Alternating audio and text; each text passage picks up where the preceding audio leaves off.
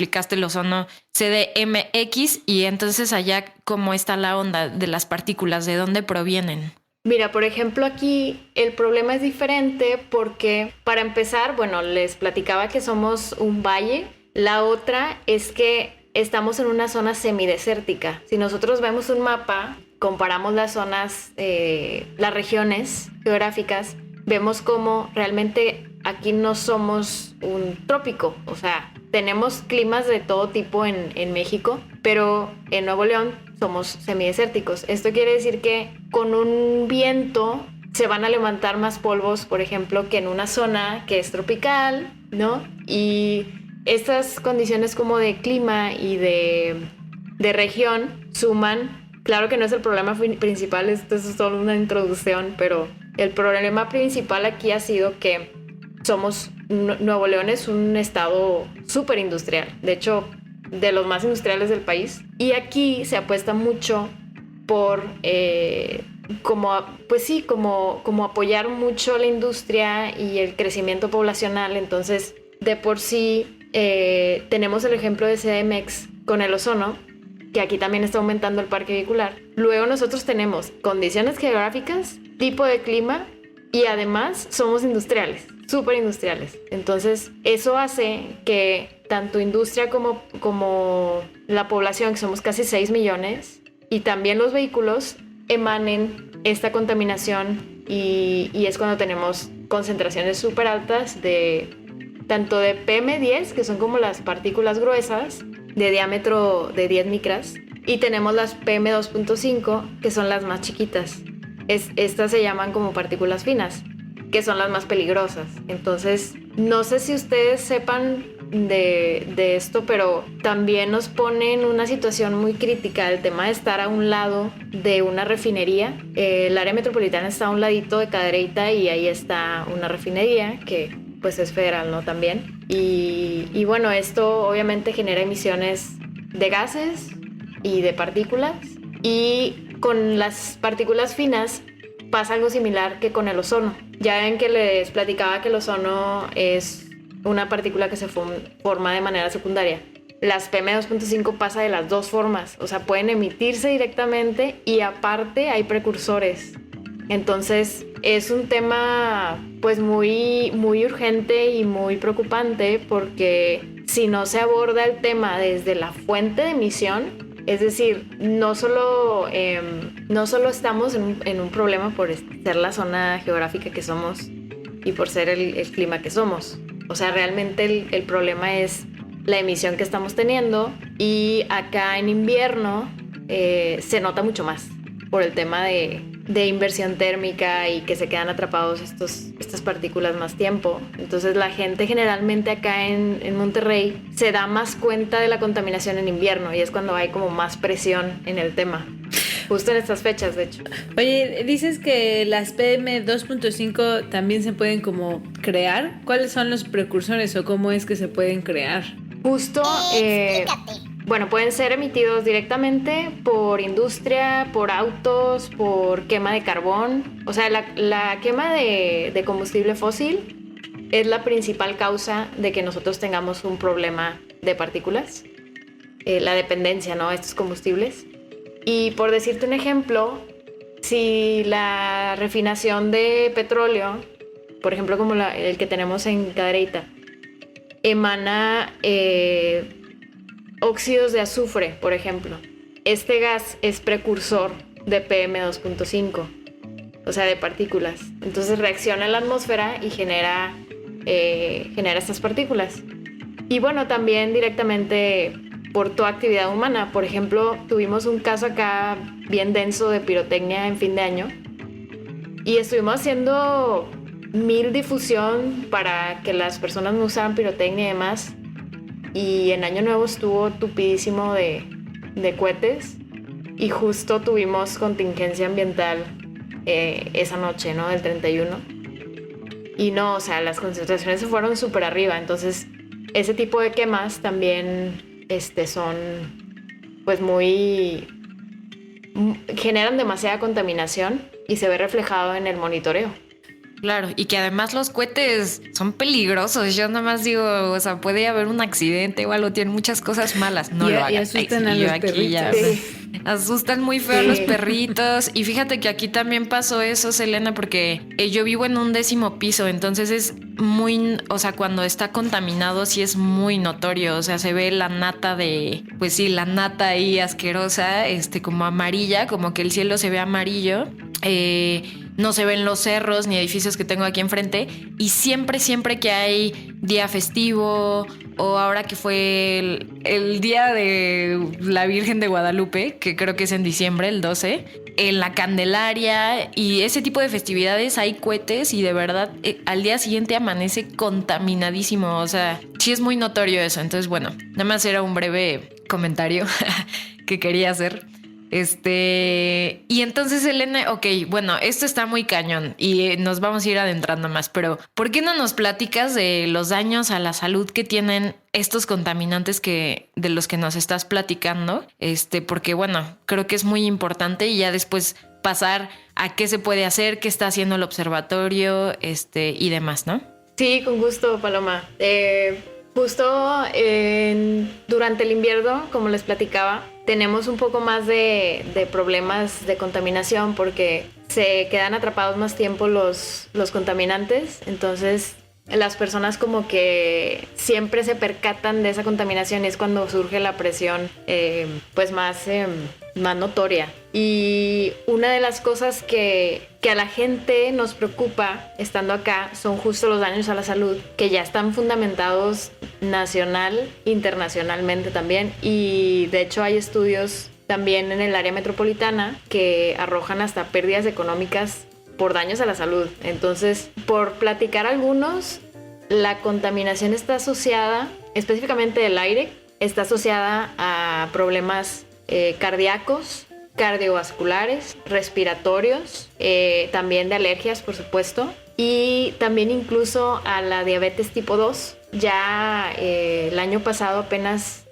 surgió un estudio del Instituto Nacional de Salud Pública de México, precisamente, que hizo un estudio epidemiológico de tipo ecológico, que es como una recolección de datos, y se analizan estos datos con ciertos modelos estadísticos y lanzó el instituto los resultados y resulta que por cada aumento de ciertas concentraciones de PM2.5, que son las partículas finas que les platicaba, siendo las más peligrosas, aumentan también la incidencia en un 70% de diabetes tipo 2 por cada aumento de 10 microgramos de PM2.5 por metro cúbico de aire.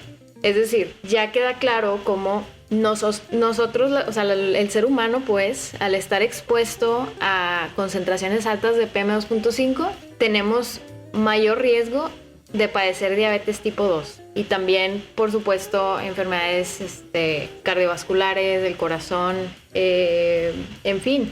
Son demasiados los daños a la salud y no se queda solamente en salud física, también pasa a preocuparse por este tema de la salud mental, porque también hay estudios que han linkeado o han asociado esta contaminación a la incidencia de ansiedad y de depresión. Y estos estudios son europeos. No se ha hecho nada localmente por acá, por Monterrey, pero los estudios locales que hemos hecho, y de hecho participamos también en un estudio en 2019 sobre las partículas finas, pues encontramos que había un aumento en la mortalidad prematura y en enfermedades también de neumonía e influenza en adultos mayores. Es decir, adultos mayores expuestos a la contaminación por partículas finas están en mayor riesgo de padecerlas. Y eso sin contar el COVID, porque luego del estudio llegó la pandemia. Entonces esto no ha sido estudiado, pero también se sabe que la contaminación del aire exacerba los síntomas de COVID. Entonces es más peligroso tener COVID en una ciudad contaminada que tener COVID en una ciudad que no tiene niveles de contaminación como Monterrey. Y bueno, también los niños están implicados en estos daños a la salud con aumento en la probabilidad de mortalidad respiratoria. Entonces son algunos de los daños. Me quiero regresar un poquito a esto que dices, que bueno, que las partículas, que las PM2.5 pueden aumentar la incidencia de diabetes tipo 2, y dijiste que puede aumentar 70% por cada microgramo. ¿En cuánto de aire? Por cada 10 microgramos de PM2.5 por metro cúbico de aire al que el ser humano esté expuesto, por esos cada 10 se aumenta en un 70% la probabilidad, 70-72% la probabilidad de padecer diabetes tipo 2. O sea, por ejemplo, en un estado como Nuevo León, que tiene un tercio de su población en promedio con padecimiento de diabetes tipo 2, entendemos por qué también tenemos cifras tan altas, además de los hábitos, alimentación, falta de ejercicio, todo esto, y viviendo en una ciudad contaminada pues no nos ayuda para nada. Entonces, esto era para ayer, o sea, a eso voy. Esto era un tema para abordarse ayer, y por eso la urgencia también del observatorio de difundir la información y de abordar la normativa y empujar el tema. Más o menos, ¿cuáles son como los números a los cuales, o sea, qué cantidad, cómo mides cuántas partículas hay y cuántas partículas son peligrosas y cuántos no? Porque yo no sé lo que significa 10 microgramos por metro cúbico de aire. ¿Qué tan común, sabes, es que se pueda aumentar ese número de PM2.5 en un metro cúbico de aire? ¿Y qué tan variable es como el número de partículas y cómo las mides, ¿no? ¿Cómo sabes que, híjole, ya nos rebasamos, cuál es el límite, todo eso? Que luego con esta pregunta, que es súper interesante, te das cuenta de cómo avanza la tecnología, y ahora tenemos, por ejemplo, acá en Nuevo León, se llaman CIMA, son unas estaciones de monitoreo. Son 14, de hecho están funcionando alrededor del área metropolitana. Y estas estaciones de monitoreo lo que hacen, o sea, son aparatos estacionarios que miden por contaminante, ya sea por infrarrojo, por masa, por peso y demás. Estos monitores lo que hacen es atrapar una cantidad de aire, y entonces es lo que hacen estos monitores.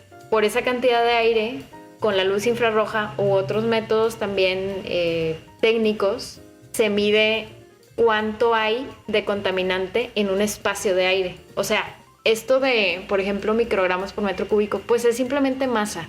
Es cuántas partículas de cierto diámetro, por ejemplo, si hablamos de las partículas finas. ¿Cuántas partículas finas tienes en un metro cúbico de aire? Así de simplificado podría decirse. Y bueno, estos monitores obviamente van evolucionando y todo, pero el tema es que también pues hay muy pocos en el estado para el tamaño de ciudad que somos, y realmente nos estamos basando, de hecho por eso les platicaba que era un estudio ecológico, se está basando el estudio en datos recolectados por monitores y también de datos de mortalidad del INEGI. O sea, más que un estudio experimental, es un estudio de observación de datos. Entonces, pues los modelos hacen más sencilla como el proceso, ¿no?, de análisis de datos. Y estos monitores son lo que necesitamos para medir el aire. O sea, si no tuviéramos monitoreo ambiental, pues no tendríamos absolutamente nada. O sea, necesitamos estar enterados, ¿no? ¿Y cuál es entonces como el límite? O sea,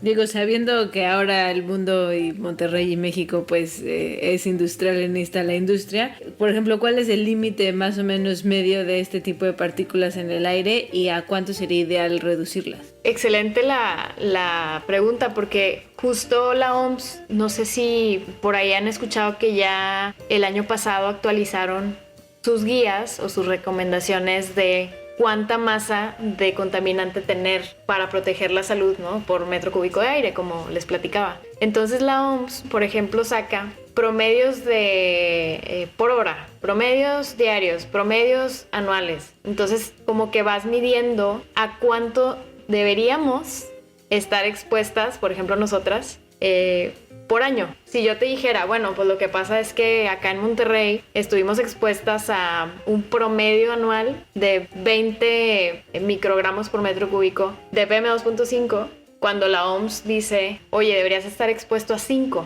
Pues lo que pasa es que anualmente estamos respirando 4 veces lo que dice la OMS. Y eso desemboca en daños a la salud. Entonces justo estas guías de la OMS fueron